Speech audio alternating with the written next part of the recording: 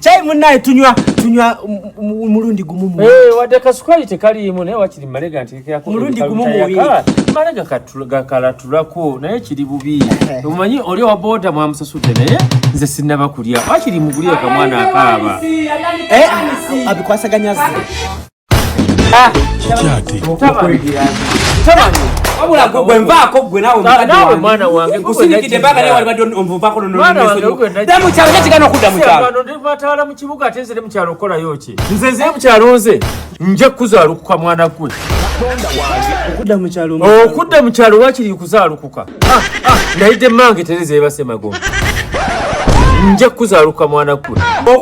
okwaki ku kibuga kuno ndi mu social media ne mutabani wera omusangi naye abadde mu social media nze ndi ku TikTok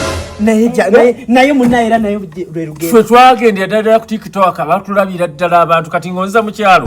nze yajja mu kibuga nga ngenda ne mataala nze kakemboze nzire mu kyalo wakiri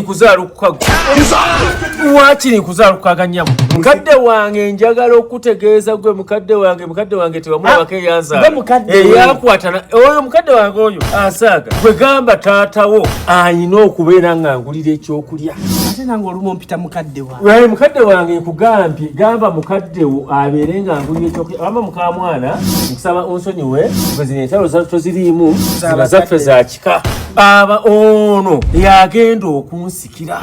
kale tewali buzibu kimbowa kadulubaale musigaze omusosolo media oyo kumana oli musosolo media mukadde wange nvaako